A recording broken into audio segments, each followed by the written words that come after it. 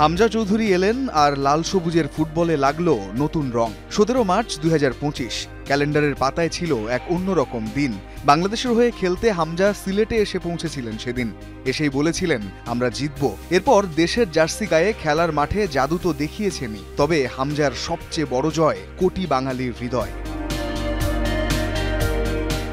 সেই ভালোবাসার শক্তি অনেক, তাই তো নিজের ক্লাব লেস্টার সিটির সঙ্গে এক খোলামেলা সাক্ষাৎকারে বাংলাদেশের প্রতি তার অগাধ ভালোবাসার কথা জানিয়েছেন হামজা চৌধুরী, যা তার স্মৃতিতে এখনও তরতাজা।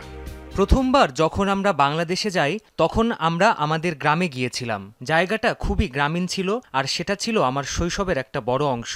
সেখানে যে অভ্যর্থনা পেয়েছি তা ভাষায় প্রকাশ করা যায় না। ছেলেরা প্রায়ই এটা নিয়ে কথা বলে, পুরোটাই অবিশ্বাস্য এক অভিজ্ঞতা। আমার মনে হয় না এই মাপের ভালোবাসা কখনো স্বাভাবিক মনে হবে।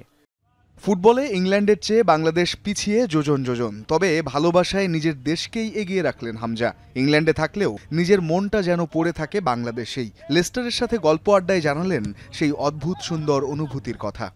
যুক্তরাজ্যে আমরা ফুটবলার হিসেবে প্রচুর মনোযোগ পাই, কিন্তু সেখানে যেরকম অভ্যর্থনা পেয়েছি তার কোনো তুলনাই হয় না।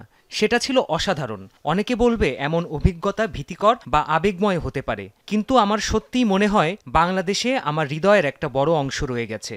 সবাই শুধু ইতিবাচকতা আর আমাকে ভালোবাসা দেখাতে আসে, তাই এটা এক অদ্ভুত সুন্দর অনুভূতি।